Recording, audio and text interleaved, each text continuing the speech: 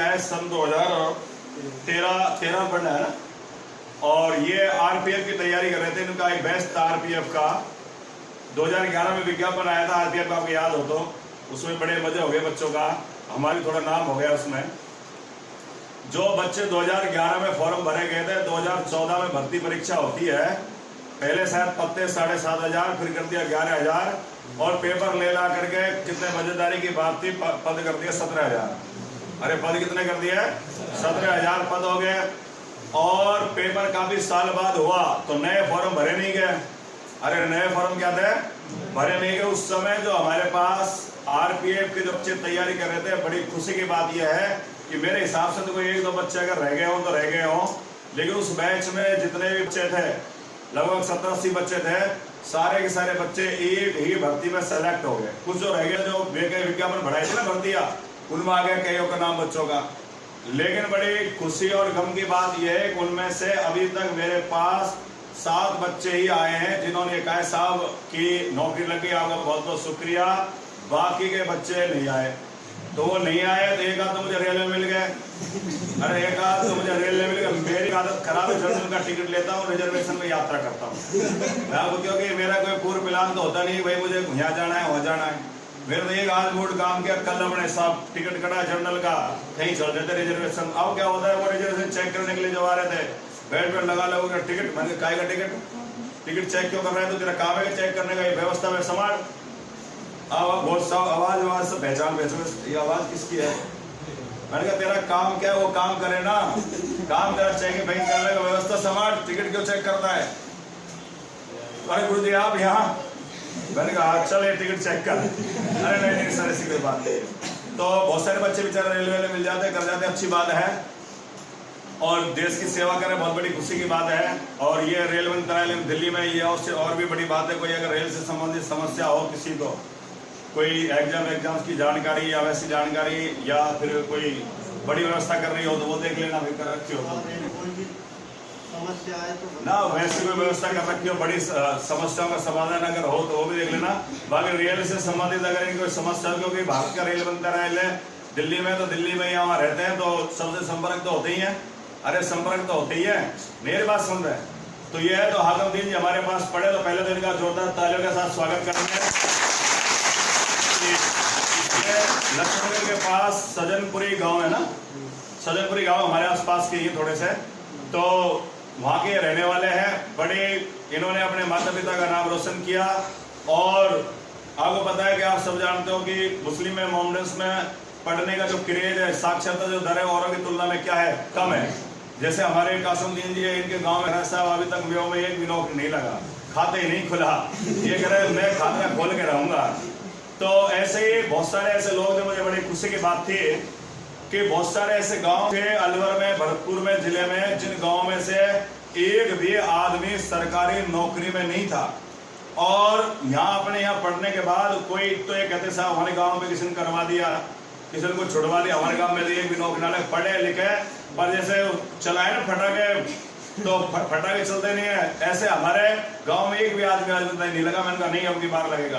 तो बहुत सारे गांव ऐसे थे जिनमें लोगों ने पहली बार नौकरी में लगे, और गांव में जो लॉक लग रहा था नौकरी का वो खुला। उसके बाद तो अगली जब भर्ती आने लगी, कभी 5 लग रहे, कभी 3 लग रहे, कभी 2 लग रहे। अब तो ऐसी स्थिति आने लगी, छोटी मोटी अगर नौकरी आती, चाहे पुलिस, पटवार, रेलवे, एक अगर एक तो लग के रहे, या लग के क्या चिपक के रहे, मानो चिपक जाते, बिजली चिपक जाते ना आदमी, ऐसे तो कहते साहब तो हमारे गाँव में 7-8 जने चिपक गए। मैंने कहा क्या कह रहा है? अरे साहब नौकरी में लग गए, आपके जब आया था तो एक भी नहीं था, पिछली भर्ती में 2 चिपक गए, एक आध आपके पुलिस में चिपक जाएगा, कम से कम एक आध पक्की, एक आध रीड में चिपक जाएगा। तो कहने का मतलब ये प्यारे बच्चों कि आदमी अगर मेहनत करे, संघर्ष करे, स्ट्रगल करे, तो ऐसी कोई बात नहीं कि सफलता ना मिले। हाकम जी जब आए तो पहले उस जमाने में भी थोड़े सभी, पहले भी थोड़े से तो थोड़े पूछने ताछने में इनका हेजिटेशन रहता था, लेकिन फिर भी बगल में साइड में टाइम मिलता हो, सर प्लीज सवाल बताना, थोड़ा सा कुछ समस्या है तो वो भी बेचारे अलग से पूछ लेते। तो क्लास में तो नहीं पूछते थे आपकी तरह ही, जैसा आप नहीं पूछते ऐसे भी नहीं पूछते थे, लेकिन बगल से पूछ लिया करते साहब ये समझाना, कोई प्रॉब्लम आ रही उसके बारे में भी निराकरण करते रहते। कुल मिला के ईश्वर ने चाहा इनका सिलेक्शन हो गया, वो तो खुशी मिली जो मिली, हमें भी कई बार ऊर्जा मिल जाती है। मैं कई बार खाना नहीं खाता पीता और पढ़ाता रहता हूँ, आपको शायद नहीं पता हो, कि कई बार तो 4-4-5 महीने मुझे एक टाइम खाना खाए होते, रात 11 बजे 10 बजे, इतना टाइम नहीं मिलता खाने के लिए। तो अब दिमाग आता है साहब ये ऊर्जा कहाँ से मिलती है?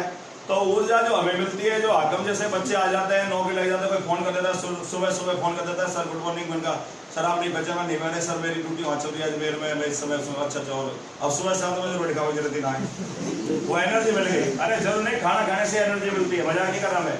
जरूरी नहीं कि खाना खाने से एनर्जी मिलती है, एनर्जी बातों से मिल जाती है। और अगर लोग अच्छे लोग, पॉजिटिव एनर्जी के लोग मिलते रहे तो पीना तो जरूरी हो सकता है। महीने 2 महीने नहीं भी खाए तब भी कुछ नहीं हो, मजाक नहीं कर रहा मैं आपसे। अब अगर मान लीजिए नेगेटिव एनर्जी के लोग सुबह मिल जाए तो मूड वैसे ही खराब हो जाए। तो कई अच्छे लोग कॉल फोन आते रहते हैं, मैसेज आते रहते हैं, तो बताते रहते बेचारे।